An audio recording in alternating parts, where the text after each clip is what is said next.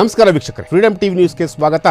ನಾನು ಅಶ್ವಥ್. ವೀಕ್ಷಕರೇ, ಕಳೆದ 1.5 ದಿನದಿಂದ ರಾಜ್ಯದಲ್ಲಿ ಯಾವುದಾದ್ರೂ ಒಂದು ಪ್ರಕರಣ ದೊಡ್ಡ ಮಟ್ಟದಲ್ಲಿ ಸದ್ದು ಮಾಡ್ತಾ ಇದೆ ಅಂತಂದರೆ ಅದು DG ಆ್ಯಂಡ್ IGP ಅವರ ಕೊಲೆ ಪ್ರಕರಣ. S, DG and IGP Om Prakash ಅವರ ಕೊಲೆ ಪ್ರಕರಣ ರಾಜ್ಯಾದ್ಯಂತ ದೊಡ್ಡ ಮಟ್ಟದಲ್ಲಿ ಸದ್ದು ಮಾಡ್ತಿರುವಂತಹ ಒಂದು ಪ್ರಕರಣ. ಈಗಾಗಲೇ ಈ ಒಂದು ಕೊಲೆ ಪ್ರಕರಣದಲ್ಲಿ 2 ಆರೋಪಿಗಳನ್ನು HSR ಲೇಔಟ್ ಪೊಲೀಸರು ಅರೆಸ್ಟ್ ಮಾಡಿರುವಂಥದ್ದು. ಈಗಾಗಲೇ ಈ ಪ್ರಕರಣದಲ್ಲಿ ಅರೆಸ್ಟ್ ಆಗಿರುವಂತಹ ಆ 2 ಆರೋಪಿಗಳು ಬೇರೆ ಯಾರೂ ಅಲ್ಲ, ಓಂ ಪ್ರಕಾಶ್ ಅವರ ಪತ್ನಿ ಹಾಗೂ ಮಗಳು. ಎಸ್, ಪತ್ನಿಯೇ ಓಂ ಪ್ರಕಾಶ್ ಅವರನ್ನು ಬರ್ಬರವಾಗಿ ಹತ್ಯೆ ಮಾಡಿರುವಂಥದ್ದು. ಯಾರೂ ಕೂಡ ಊಹೆ ಮಾಡಲಿಕ್ಕೆ ಸಾಧ್ಯನೇ ಇಲ್ಲ. ಸ್ವಂತ ಪತ್ನಿಯೇ, ಅಗ್ನಿಸಾಕ್ಷಿಯಾಗಿ ತಾಳಿ ಕಟ್ಟಿದಂತಹ ಹೆಂಡತಿಯೇ ಇವತ್ತು ಒಬ್ಬ IPS ಅಧಿಕಾರಿಯನ್ನು ಭೀಕರವಾಗಿ, ಬಿಭತ್ಸವಾಗಿ, ತುಂಬ ಬ್ರೂಟಲ್ಲಾಗಿ ಹತ್ಯೆ ಮಾಡಿರುವಂಥದ್ದು.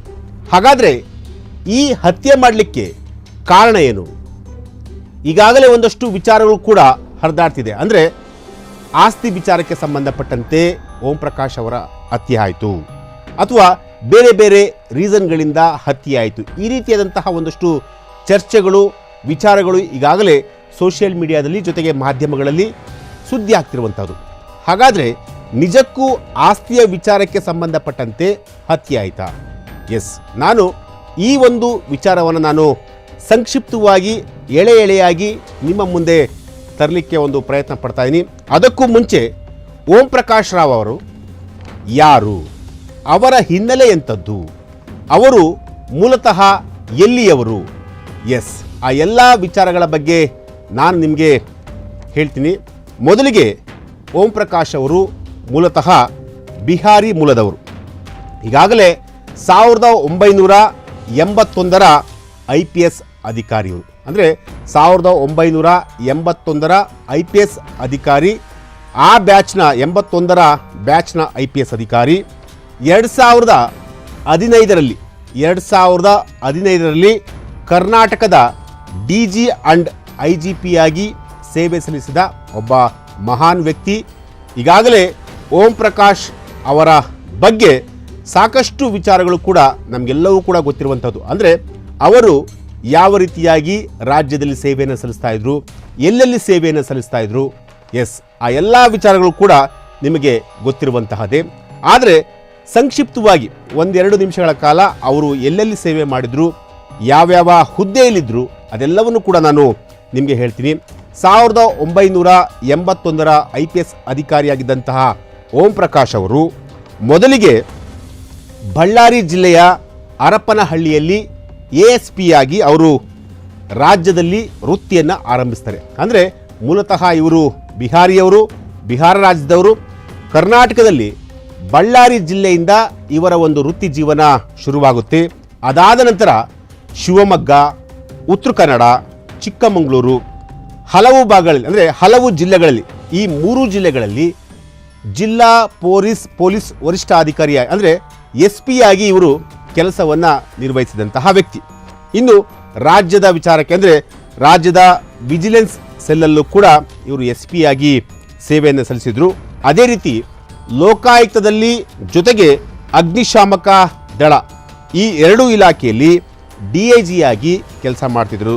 ಇವರು ಈಗಾಗಲೇ ಹಲವು ವಿಭಾಗಗಳಲ್ಲಿ ಕೆಲಸ ಮಾಡಿದಂತಹ ವ್ಯಕ್ತಿ. 2015ರಲ್ಲಿ ಇವರು ಕರ್ನಾಟಕದ DG ಆ್ಯಂಡ್ IG ಆಗಿದ್ದಂತಹ ವ್ಯಕ್ತಿ.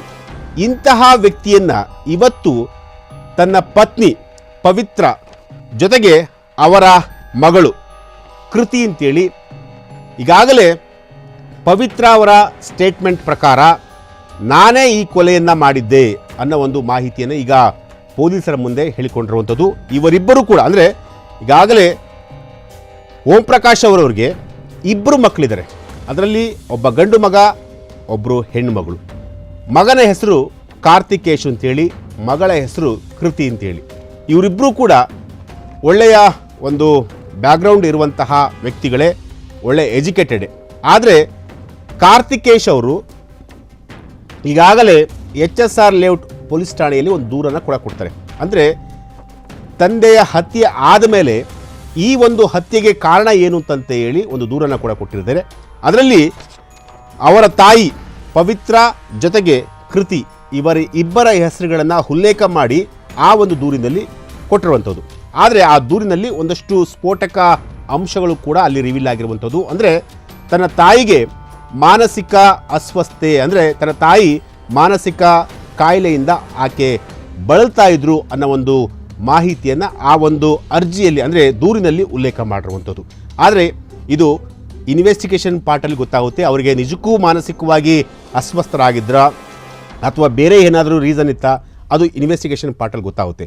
ಆದರೆ ಕಳೆದ ಭಾನುವಾರ ಮಧ್ಯಾಹ್ನ ಸುಮಾರು 1:30-2 ಗಂಟೆಗೆ ನಡೆದಂತಹ ಒಂದು ಘಟನೆ ಇದೆಯಲ್ಲ, ಆ ಒಂದು ಘಟನೆ ಇಡೀ ರಾಜ್ಯದಲ್ಲಿ ಬೆಚ್ಚಿ ಬೀಳಿಸುವಂತಹ ಒಂದು ಘಟನೆ. ಯಾಕೆಂತಂದರೆ ಇಲ್ಲಿವರೆಗೂ ಕೂಡ IPS ಅಧಿಕಾರಿಯ ಕೊಲೆ ಇಲ್ಲಿವರೆಗೂ ಯಾರೊಬ್ಬರದು ಕೂಡ ನಡೆದಿರಲಿಲ್ಲ.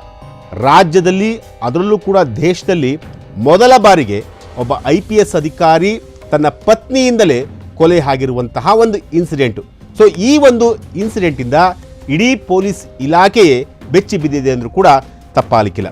ಎಸ್, ಹಾಗಾದರೆ ಯಾವ ಕಾರಣಕ್ಕೋಸ್ಕರ ಓಂ ಪ್ರಕಾಶ್ ಅವ್ರನ್ನ ಹತ್ಯೆ ಮಾಡಿದ್ರು? ಪವಿತ್ರ ಅವರು ಯಾವ ಕಾರಣಕ್ಕೋಸ್ಕರ ತನ್ನ ಗಂಡನನ್ನೇ ಹತ್ಯೆ ಮಾಡಿದ್ರು? ಅಂದರೆ ಈಗಾಗಲೇ ಮೂಲಗಳ ಪ್ರಕಾರ ಆಸ್ತಿಯ ವಿಚಾರ ಅನ್ನೋ ಒಂದು ಮಾಹಿತಿ ಬರ್ತಿರುವಂಥದ್ದು. ಅಂದರೆ ದಾಂಡೇಲಿಯಲ್ಲಿ ಒಂದಷ್ಟು ಆಸ್ತಿಯನ್ನು ಇವರು ಮಾಡಿದ್ರು. ಆ ಒಂದು ವಿಚಾರಕ್ಕೆ ಸಂಬಂಧಪಟ್ಟಂತೆ ಪ್ರತಿನಿತ್ಯ ಇಬ್ಬರ ನಡುವೆ ಅಂದರೆ ಫ್ಯಾಮಿಲಿಯಲ್ಲಿ ಡಿಸ್ಪ್ಯೂಟ್ ಆಗ್ತಾ ಇತ್ತು.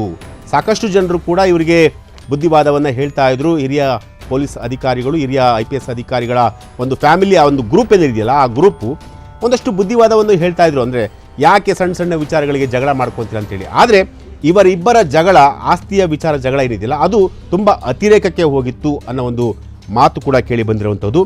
ನೀವು ನಂಬಲ್ಲ, ಒಂದು ಬಹಳ ಇಂಟ್ರೆಸ್ಟಿಂಗ್ ವಿಚಾರ ಏನಪ್ಪ ಅಂತಂತಂದರೆ IPS ಅಧಿಕಾರಿಗಳದ್ದು ಒಂದು ಗ್ರೂಪ್ ಇರುತ್ತೆ. ಆ ಗ್ರೂಪಲ್ಲಿ ಅಂದರೆ ನಿವೃತ್ತ IPS ಅಧಿಕಾರಿಗಳ ಒಂದು ಗ್ರೂಪ್ ಇರುತ್ತೆ. ಆ ಗ್ರೂಪಲ್ಲಿ ಒಬ್ಬ ಅಧಿಕಾರಿಯ ಹೆಂಡತಿಗೆ ಪಲ್ಲವಿ ಒಂದು ಮೆಸೇಜನ್ನು ಮಾಡ್ತಾರೆ. ಏನಪ್ಪ ಅದು ಮೆಸೇಜ್ ಅಂತಂತಂದರೆ, ನಾನೊಬ್ಬ ಮಾನ್ಸ್ಟರ್ನ ಸಂಹಾರ ಮಾಡಿದ್ದೇನೆ, ಒಬ್ಬ ದೈತ್ಯನನ್ನು ಸಂಹಾರ ಮಾಡಿದ್ದೇನೆ ಅಂತೇಳಿ ಅವರು ಆ ಒಂದು ಮೆಸೇಜನ್ನು ಕಳಿಸ್ತಾರೆ. ಅಂದರೆ ಪಲ್ಲವಿ ಈ ರೀತಿಯಾದಂತಹ ಒಂದು ಮೆಸೇಜನ್ನು ಕಳಿಸಿದ್ದಾರೆ ಅಂತಂತಂದರೆ ಅವರು ಯಾವ ಹಂತಕ್ಕೆ ಹೋಗಿದ್ರು, ಅಂದರೆ ಗಂಡನಿಂದ ನಿಜಕ್ಕೂ ಅವರಿಗೆ ಕಿರುಕುಳ ಆಗ್ತಾ ಇತ್ತಾ? ಯಾಕೆಂತಂದರೆ ಒಬ್ಬ ಮಾನ್ಸ್ಟಾರ್, ಒಬ್ಬ ದೈತ್ಯ ವ್ಯಕ್ತಿಯನ್ನು ನಾನು ಸಂಹಾರ ಮಾಡಿದ್ದೇನೆ ಅಂತಂತೇಳಿ ಆ ರೀತಿಯಾದಂತಹ ಒಂದು ಮೆಸೇಜನ್ನು ಪಲ್ಲವಿ ಹಾಕ್ತಾರೆ ಅಂತಂತಂದರೆ ಆ ಮೆಸೇಜ್ನ ಅರ್ಥ ಏನು? ಯಾವ ಕಾರಣಕ್ಕೋಸ್ಕರ ಈ ರೀತಿಯಾದಂತಹ ಒಂದು ಮೆಸೇಜನ್ನು ಹಾಕಿದ್ರು? ಎಸ್, ಇದೆಲ್ಲವೂ ಕೂಡ ಇನ್ವೆಸ್ಟಿಗೇಷನ್ ಪಾರ್ಟಲ್ಲಿ ಅದು ಬರುತ್ತೆ, ಇನ್ವೆಸ್ಟಿಗೇಷನ್ ಕೂಡ ಮಾಡ್ತಾರೆ. ಆದರೆ ಸದ್ಯಕ್ಕೆ ಅಂತಂತಂದರೆ ಈ ಒಂದು ಪ್ರಕರಣ ಬಹಳ ರೋಚಕವಾದಂತಹ ಪ್ರಕರಣ, ಬಹಳ ಭಯಂಕರವಾದಂತಹ ಪ್ರಕರಣ. ಯಾಕೆಂತಂದರೆ ಒಬ್ಬ ಪೊಲೀಸ್ ಅಧಿಕಾರಿ ಶ್ರೀನಿವಾಸ್ ಅಂತೇಳಿ ಅವರು ಆ ಇನ್ಸಿಡೆಂಟ್ ಬಗ್ಗೆ, ಕೊಲೆಯಾದಂತಹ ಜಾಗಕ್ಕೆ ಅವರು ಹೋಗಿದ್ರು. ಆ ವ್ಯಕ್ತಿ ಅದನ್ನೆಲ್ಲವನ್ನು ಕೂಡ ನೀಟಾಗಿ ಮಾಧ್ಯಮಗಳ ಮುಂದೆ ಎಕ್ಸ್ಪ್ಲೈನ್ ಮಾಡಿದರು. ಅಂದರೆ ಓಂ ಪ್ರಕಾಶ್ ಅವರನ್ನು ಯಾವ ರೀತಿಯಾಗಿ ಪಲ್ಲವಿಯವರು ಮರ್ಡರ್ ಮಾಡಿದ್ರು ಅಂತಂತಂದರೆ ಅವ್ರನ್ನ ತುಂಬ ಭೀಕರವಾಗಿ ಹತ್ಯೆ ಮಾಡಿರುವಂಥದ್ದು. ಒಂದಲ್ಲ ಎರಡಲ್ಲ, ಬರೋಬ್ಬರಿ 10ಕ್ಕೂ ಹೆಚ್ಚು ಬಾರಿ ಅವರಿಗೆ ಚಾಕು ಹಾಕಿ ಚುಚ್ಚಿರುವಂತಹದ್ದು. ಅದು ಕೂಡ ಕತ್ತಿಗೆ ಚಾಕು ಹಾಕಿ ಚುಚ್ಚಿರುವಂಥದ್ದು. ಅಂದರೆ ಕತ್ತಿಗೆ ಚಾಕು ಹಾಕಿ ಚುಚ್ಚಿದ್ರೂ ಕೂಡ ಅವರ ಪ್ರಾಣ ಹಾಗೇ ಇತ್ತು. ಪ್ರಾಣ ಹೋಗಿಲ್ಲ ಅಂತೇಳಿ ಹಿಂದೆಯಿಂದ ಅವರ ತಲೆಗೆ ಜೋರಾದಂತಹ ಒಂದು ಬಲವಾದಂತಹ ಒಂದು ವಸ್ತುವಿನಲ್ಲಿ ಹೊಡೆದು ಅವರನ್ನು ಭೀಕರವಾಗಿ ಹತ್ಯೆ ಮಾಡಿರುವಂಥದ್ದು. ಈಗಾಗಲೇ ಈ ಒಂದು ಪ್ರಕರಣಕ್ಕೆ ಸಂಬಂಧಪಟ್ಟಂತೆ HSR ಲೇಔಟ್ ಪೊಲೀಸರು ಪ್ರಕರಣವನ್ನು ದಾಖಲಿಸಿಕೊಂಡಿದ್ದಾರೆ. ಪಲ್ಲವಿ ಜೊತೆಗೆ ಅವರ ಮಗಳು ಕೃತಿ ಇಬ್ಬರನ್ನೂ ಕೂಡ ವಶಕ್ಕೆ ತೆಗೆದುಕೊಂಡು ವಿಚಾರಣೆಯನ್ನು ಕೂಡ ಮಾಡ್ತಿರುವಂಥದ್ದು. ಆದರೆ ಇಲ್ಲಿ ಪ್ರಮುಖವಾಗಿರಂತಂತಂದರೆ ಕೇವಲ ಆಸ್ತಿಯ ವಿಚಾರಕ್ಕೆ ಮಾತ್ರ ಓಂ ಪ್ರಕಾಶ್ ಅವರ ಹತ್ಯೆ ಆಯಿತಾ ಅಥವಾ ಬೇರೆ ಏನಾದರೂ ರೀಸನ್ ಇತ್ತಾ? ಅಂದರೆ ಕೆಲವು ಮೂಲಗಳ ಪ್ರಕಾರ ಓಂ ಪ್ರಕಾಶ್ ಅವರು ಬೇರೆ ಮಹಿಳೆಯ ಜೊತೆ ಅನೈತಿಕ ಸಂಬಂಧವನ್ನು ಇಟ್ಕೊಂಡಿದ್ರು ಅನ್ನೋ ಒಂದು ಆರೋಪ ಕೂಡ ಕೇಳಿ ಬಂದಿರುವಂಥದ್ದು. ಆ ಆರೋಪ, ಆ ಒಂದು ವಿಚಾರ ಪಲ್ಲವಿಯವರಿಗೆ ಸಾಕಷ್ಟು ಬೇಸರವನ್ನು ಕೂಡ ತರಿಸಿತ್ತು ಅನ್ನೋ ಒಂದು ಮಾತು ಕೂಡ ಈಗ ಕೇಳಿ ಬಂದಿರುವಂಥದ್ದು. ಅದು ಕೂಡ ಇನ್ವೆಸ್ಟಿಗೇಷನ್ ಪಾರ್ಟಲ್ಲಿ ಗೊತ್ತಾಗುತ್ತೆ. ಅದು ನಿಜಕ್ಕೂ ಆ ರೀತಿಯಾದಂತಹ ಒಂದು ಓಂ ಪ್ರಕಾಶ್ ಅವರು ಆ ರೀತಿಯಾದಂತಹ ಒಂದು ಅಡ್ಡದಾರಿಯನ್ನು ಹಿಡಿದಿದ್ರಾ ಅಥವಾ ಹೆಂಡತಿಗೆ ಮೋಸವನ್ನು ಮಾಡ್ತಾ ಇದ್ರಾ ಗೊತ್ತಿಲ್ಲ. ಆದರೆ ಅದು ಕೂಡ ಇನ್ವೆಸ್ಟಿಗೇಷನ್ ಪಾರ್ಟಲ್ಲಿ ಬರ್ತಿರೋದು. ಆದರೆ ಇಲ್ಲಿ ಏನಪ್ಪ ಅಂತಂದರೆ ಶ್ರೀನಿವಾಸ್ ಅವರು ಅಂದರೆ ಇನ್ಸ್ಪೆಕ್ಟರ್ ಹೇಳಿರುವಂತಹ ಅವರ ಹೇಳಿಕೆಯ ಪ್ರಕಾರ ಈ ವಿಚಾರವನ್ನು ನೋಡೋದಾದರೆ ಪಲ್ಲವಿಯವರು ಮಾನಸಿಕ ಖಿನ್ನತೆಯಿಂದ ಬಳಲ್ತಾ ಇದ್ರು. ಅವರಿಗೆ ಜಿಗಣಿಯಲ್ಲಿ ಯಾವುದೋ ಒಂದು ಆಸ್ಪತ್ರೆಯಲ್ಲಿ ಅವ್ರಿಗೆ ಚಿಕಿತ್ಸೆಯನ್ನು ಕೂಡ ಕೊಡಿಸ್ತಾ ಇದ್ರು ಅನ್ನೋ ಒಂದು ಮಾತನ್ನು ಸ್ವತಃ ಓಂ ಪ್ರಕಾಶ್ ಅವರು ಶ್ರೀನಿವಾಸ್ ಬಳಿ ಹೇಳಿಕೊಂಡಿದ್ರಂತೆ. ಇದು ನಿಜನ ಸುಳ್ಳ ಗೊತ್ತಿಲ್ಲ. ಆದರೆ ಸದ್ಯಕ್ಕೆ ಈ ಒಂದು ಇನ್ಸಿಡೆಂಟ್ ಇದೆಯಲ್ಲ, ಈ ಒಂದು ಇನ್ಸಿಡೆಂಟ್ ಈಗ ರಾಜ್ಯದಲ್ಲಿ ದೊಡ್ಡ ಮಟ್ಟದಲ್ಲಿ ಸುದ್ದಿ ಆಗ್ತಿರುವಂತಹದ್ದು. ಅದರಲ್ಲೂ ಕೂಡ ಒಬ್ಬ ಕರ್ನಾಟಕದಲ್ಲಿ ಒಬ್ಬ IPS ಅಧಿಕಾರಿಯ ಕೊಲೆ ಇದೆಯಲ್ಲ, ಈ ಒಂದು ಕೊಲೆ ಪ್ರಕರಣ ಇಡೀ ದೇಶದಲ್ಲಿ ಬಹಳ ಎಲ್ಲ ಒಂದು ಕಡೆ ಅಂದರೆ ಬೇರೆ ರೀತಿಯಾದಂತಹ ಒಂದು ವಾತಾವರಣವನ್ನು ಇಲ್ಲಿ ಸೃಷ್ಟಿ ಮಾಡಿರುವಂಥದ್ದು. ಸೊ ಹಾಗಾಗಿ ಈ ಒಂದು ಪ್ರಕರಣಕ್ಕೆ ಸಂಬಂಧಪಟ್ಟಂತೆ ಈಗಾಗಲೇ HSR ಲೇಔಟ್ ಪೊಲೀಸರು ಪ್ರಕರಣವನ್ನು ದಾಖಲಿಸಿಕೊಂಡು ತನಿಖೆಯನ್ನು ಕೂಡ ಮಾಡ್ತಿದ್ದಾರೆ. ಆ 20 ನಿಮಿಷಗಳ ಕಾಲ ಅಂದರೆ ಕೊಲೆ ಆದಂತಹ ಸಂದರ್ಭ ಇದೆಯಲ್ಲ 20 ನಿಮಿಷಗಳ ಕಾಲ, ಆ 20 ನಿಮಿಷಗಳ ಕಾಲ ಬಹಳ ಅಂದರೆ ತುಂಬ ಬ್ರೂಟಲ್ ಆಗಿ ಇವರನ್ನು ಹತ್ಯೆ ಮಾಡಿರುವಂಥದ್ದು. ಸೊ ಹಾಗಾಗಿ ಈ ಒಂದು ಪ್ರಕರಣ ಈಗ HSR ಲೇಔಟ್ ಪೊಲೀಸ್ ಠಾಣೆಯಲ್ಲಿರುವಂತಹದ್ದು. ಈ ಒಂದು ಪ್ರಕರಣದ ಸತ್ಯಾಸತ್ಯತೆ ಮುಂದಿನ ದಿನಗಳಲ್ಲಿ ಮತ್ತಷ್ಟು ರೋಚಕ ಅಂಶಗಳು ಕೂಡ ಬಯಲಾಗುವಂತಹ ಒಂದು ಸಾಧ್ಯತೆ ಇದೆ ಅಂತ ಹೇಳ್ಬೋದು. ಒಟ್ಟಾರೆಯಾಗಿ ಹೇಳಬೇಕು ಅಂತಂದರೆ ಓಂ ಪ್ರಕಾಶ್ ಅವರ ಹತ್ಯೆ ನಿಜಕ್ಕೂ ಇಡೀ ಕರ್ನಾಟಕದ IPS ಅಧಿಕಾರಿಗಳ ಆ ಒಂದು ವಲಯ ಏನಿದೆಯಲ್ಲ, ಆ ಒಂದು ವಲಯದಲ್ಲಿ ಈಗ ಬಹಳ ಒಂದು ಭೀಕರವಾದಂತಹ ಒಂದು ವಾತಾವರಣವನ್ನು ಸೃಷ್ಟಿ ಮಾಡಿಸಿರೋದಂತೂ ಸುಳ್ಳಲ್ಲ. ಎಸ್, ಇದು ಇವತ್ತಿನ ಒಂದು ವಿಚಾರ. ನಾಳೆ ಮತ್ತೊಂದು ವಿಚಾರದೊಂದಿಗೆ ನಾನು ನಿಮ್ಮನ್ನು ಭೇಟಿಯಾಗ್ತೀನಿ. ನಿರಂತರ ಸುದ್ದಿಗಾಗಿ ನೋಡ್ತಾ ಇರಿ ಫ್ರೀಡಮ್ TV ನ್ಯೂಸ್. ಇದು ಜನಸಾಮಾನ್ಯರ ಶಕ್ತಿ. ಕ್ಷಣ ಕ್ಷಣದ ಸುದ್ದಿಗಳಿಗಾಗಿ ಫ್ರೀಡಮ್ TV ಸಬ್ಸ್ಕ್ರೈಬ್ ಮಾಡಿ, ಲೈಕ್ ಮಾಡಿ ಹಾಗೂ ಫಾಲೋ ಮಾಡಿ. ಹೊಸ ಸುದ್ದಿಗಳ ನೋಟಿಫಿಕೇಶನ್ಗಾಗಿ ಬೆಲ್ ಐಕಾನ್ ಮೇಲೆ ಕ್ಲಿಕ್ ಮಾಡಿ.